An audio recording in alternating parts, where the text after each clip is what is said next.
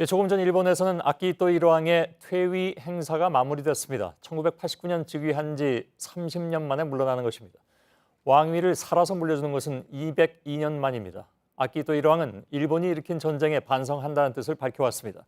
갈수록 우경화하는 일본 사회에 어떤 말을 남길까 관심을 끌기도 했습니다.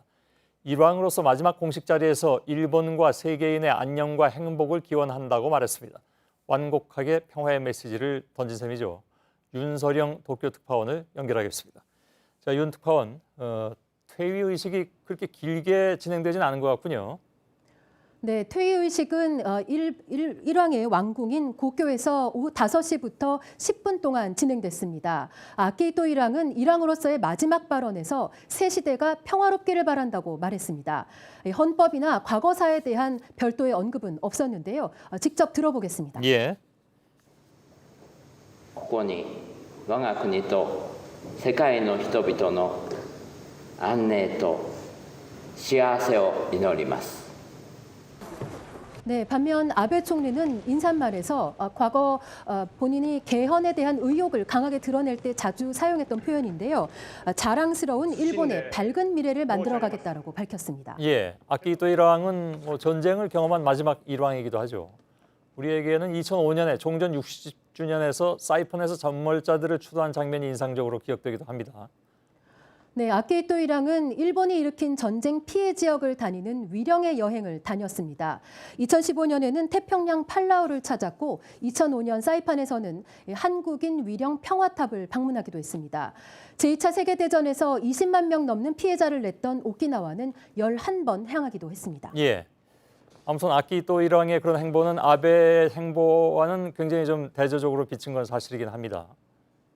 네, 가장 극명하게 대조되는 장면이 패전일, 그러니까 일본으로서는 종전 기념일에 해당하는 8월 15일 추도식에서였습니다. 예. 아키히토 일왕은 2015년부터 깊은 반성이라는 말과 함께 전쟁의 참화가 다시 반복되지 않기를 바란다고 말해왔습니다. 이 아베 정권이 급격하게 우경화한 시기에 이 침략 전쟁에 대한 반성의 메시지를 강하게 내기 시작한 겁니다. 특히 작년 12월 재임 중 마지막 생일 기자회견에서는 역사를 올바르게 전달하는 것이 중요하다고 말했는데요. 이 역시 이 역사 수정주의로 흘러가는 아베 정권에 대한 견제라고 풀이가 됩니다. 예.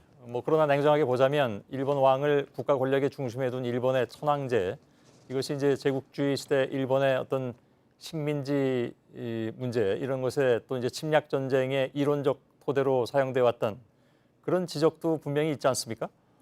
네, 그렇습니다. 일왕을 정점에 둔 이른바 천황제의 이데올로기는 과거 일본의 식민 지배와 침략 전쟁의 핵심적인 역할을 했습니다.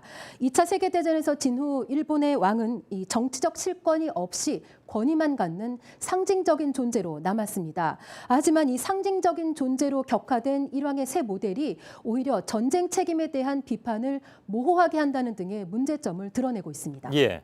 마지막 질문입니다. 퇴위 후에 한국에 오고 싶다고 지난번에 얘기한 바 있는데 가능성이 있습니까? 네, 오늘 밤 자정을 기해서 아키히토 일왕은 상황으로서 남게 됩니다. 앞으로 예술 행사에 참석하거나 사적 여행을 다닐 거라는 보도가 나오고 있는데요. 실제로 이 퇴위 후에 한국 방문 가능성이 아주 없다고 할 수는 없습니다. 이 아키히토 일왕은 자신이 이 백제의 후손임을 밝혔고 또 과거 한반도에 대해서 미안한 마음을 전하기도 했습니다.